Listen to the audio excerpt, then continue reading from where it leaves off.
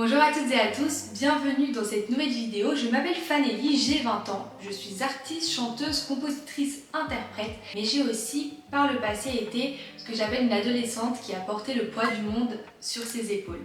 C'est donc avec la ferme volonté de vouloir poser des mots et de comprendre ce que j'avais vécu que j'ai fini par écrire Atlas. Atlas, c'est un kit pratique destiné à ceux qui souffrent ou ont souffert, ou à ceux qui reconnaissent en eux une fragilité qui les pousse à vouloir anticiper une situation inconfortable.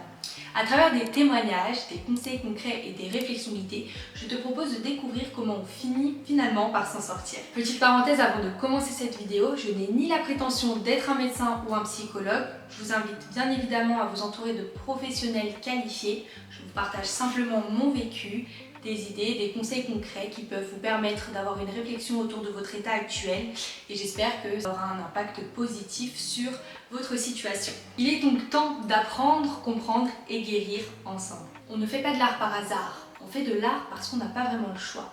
On écrit par instinct quand on ne sait plus quoi faire d'autre et qu'on sait exister autrement. J'aime beaucoup une phrase de Camus qui disait « Créer, c'est vivre de foi ». C'est un peu scinder sa réalité en deux, un quotidien et une utopie, un rêve que l'on se crée dans sa tête. Le véritable danger, c'est de nouer ces deux réalités, de vouloir faire de son quotidien une utopie irréalisable ou bien de gâcher son utopie par nos désillusions qui seraient en fait notre quotidien, un trou sombre, sans envie, dans lequel nous ne sommes capables de rien. La création permet à mon sens quelque chose d'assez extraordinaire. Elle permet le fait d'exister. Dans mon livre, j'essaie de mettre en exergue la fine nuance entre l'existence et le fait de vivre. Moi, en tant qu'adolescente, je n'ai jamais réellement su exister.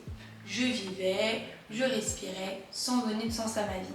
Et ce n'est qu'à travers la musique, mon activité artistique, le fait d'écrire, que j'ai fini par exister, au travers du regard d'un public, au travers du regard de mes parents, au travers du regard de mes amis, mais aussi grâce à la fierté et la confiance en moi que me donnait le fait de finaliser un projet.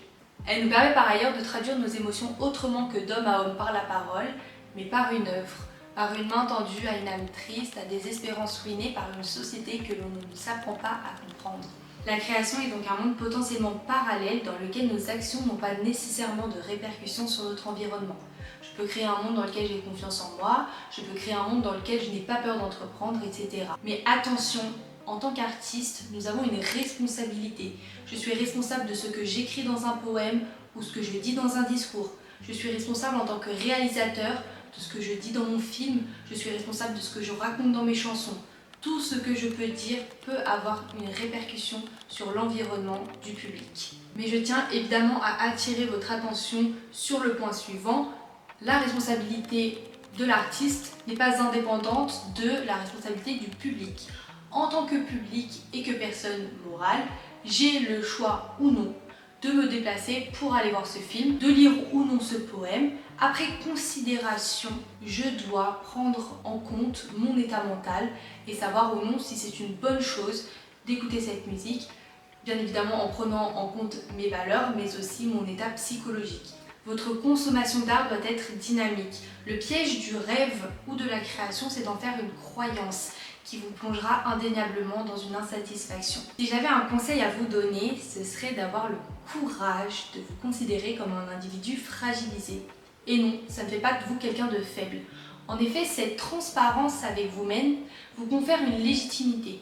La légitimité d'entreprendre, de vouloir aller mieux ou de vouloir mieux consommer. Si j'ignore tout de mon état mental, si j'ignore tout de mon état psychologique, jamais je vais me remettre en question en me disant est-ce que ce que je consomme est bénéfique? Est-ce que ce que je consomme a un impact sur mon environnement? Tout ce que vous consommez participe à ce que vous êtes. Il y avait une seule chose à retenir, c'est que le cerveau est un hub de mécanismes inconscients, que l'on entretient ou non via notre consommation.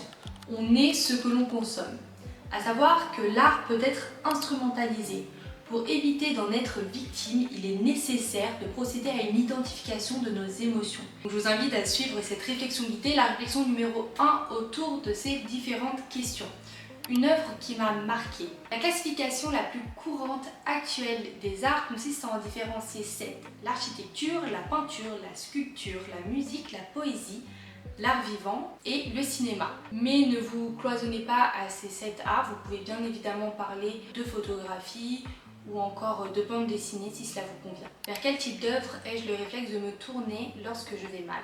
Quelle est la dernière œuvre qui a éveillé de la joie en moi et pourquoi? Il existe 6 émotions de base: la joie, la peur, la tristesse, la colère, le dégoût et la surprise. Si tu parviens à identifier une émotion récurrente à la vue de différentes œuvres, tu touches peut-être du doigt ton flou. En effet, si à la vue de différentes œuvres, tu ne cesses de ressentir une émotion péjorative, c'est peut-être une interprétation de ton état actuel. Ne pas comprendre quelque chose, une émotion, ça n'est pas grave. L'important, c'est de lui donner une forme afin de lui conférer une légitimité. Ce qui relève de l'abstrait est nié par le cerveau. L'information qui n'est pas jugée importante est placée en second plan. Dans mes moments difficiles, mon apaisement, je l'ai trouvé dans la consommation de musique toujours plus tristes les unes que les autres, dans le visionnage de films toujours plus tragiques, ou encore dans l'interprétation à ma guise des écrits, des livres que je lisais. En réalité, ce que je faisais, c'était me rendre encore plus mal que je ne l'étais déjà. Et j'ai réalisé que quelque chose n'allait pas le jour où j'ai fait du bonheur, une nostalgie et une mélancolie, où je transformais l'intégralité des œuvres d'art que je consommais en une fin tragique. J'ai donc commencé à écrire mes propres textes, à composer mes propres musiques afin de me débarrasser de cette mélancolie, de m'approprier mes émotions et de leur conférer une forme afin de réellement conscientiser l'état dans lequel j'étais. C'est à ce moment-là que j'ai compris que la consommation d'art devait faire l'objet d'un cheminement sain. En effet, il y a un flux d'informations, la réaction suscitée par l'œuvre et un flux de sortie afin de garantir la teneur bénéfique de la consommation. Si je consomme un contenu extrêmement sadique, triste et morose, sans forcément avoir de débat, que ce soit avec ma famille, mes amis ou même un inconnu à la sortie du cinéma, je ne transforme pas mon information qui est extrêmement négative en information positive pour mon esprit. Ce qui un jour peut apparaître comme étant un exutoire peut en fait s'avérer être un piège d'enfermement pour une personne neurasthénique. Ainsi, user de discernement et consommer intelligemment. J'ai fini d'utiliser cette instrumentalisation de l'art et cette tristesse envers moi-même. Pour en faire autant, voici 5 conseils qui m'ont permis de passer d'une expérience pessimiste à une expérience artistique bénéfique. Conseil numéro 1, arrête de consommer des contenus qui ne font que t'accabler davantage. En effet, si tu veux aller bien, il faut te comporter comme si tu allais déjà bien. Consomme des contenus joyeux. Écoute des musiques joyeuses, des musiques feel-good, porteuses de messages comme l'affirmation de soi, ou regarde des films comme des comédies. Tous ces mécanismes feront de la joie une habitude. Comme je l'ai déjà dit auparavant, on est ce que l'on consomme, mais la vie est également l'équation de nos habitudes. En effet, si l'on fait d'être heureux une habitude, on finira forcément par l'être. Je t'invite par ailleurs à lire le best-seller du New York Times, Atomic Habits de James Clear. C'est un excellent livre qui retrace l'ensemble des mécanismes autour de l'habitude. Conseil numéro 2. Être heureux, c'est également savoir prendre sa place. Si tu souffres malheureusement de troubles du comportement alimentaire ou de dysmorphophobie, je t'invite à faire de la sculpture ou de la photographie par exemple. Ces pratiques peuvent être extrêmement salvatrices. Conseil numéro 3, si tu as conscience qu'aujourd'hui est un jour sans, privilégie par exemple le cinéma si tu as envie d'aller voir un film. En effet, le fait de te déplacer physiquement jusqu'à un endroit te permet de replacer la fiction au centre de ta réalité et d'avoir un débat avec toi-même sur le chemin du retour. Le fait même de partager une expérience avec d'autres personnes sans forcément avoir d'échanges oraux peut te permettre de fuir ton état de lassitude et de fuir ton environnement imbibé d'état d'âme. Lorsque tu es déjà en conflit intérieur, évite de te cloisonner et ouvre-toi au monde. Conseil numéro 4 est bien sûr le conseil le plus évident, approprie-toi l'œuvre en évitant la surinterprétation.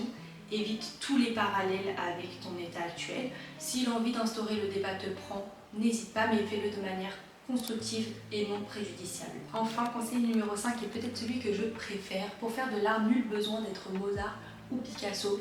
Munis-toi simplement d'une feuille et d'un crayon. Tu peux écrire des poèmes, dessiner des BD, rédiger des discours ou encore écrire des musiques. Toutes ces pratiques permettront de diversifier ton quotidien et de te débarrasser de toutes ces émotions pessimistes et insidieuses qui viennent ruiner le courant de ton existence. Et voilà, nous en avons fini pour aujourd'hui et ce sujet, l'instrumentalisation de l'art et la manière dont nous le consommons. J'espère que ces quelques conseils sauront t'aider. D'ici là, moi je te retrouve très vite pour un nouveau sujet qui j'espère te plaira aussi. Merci beaucoup et à la prochaine.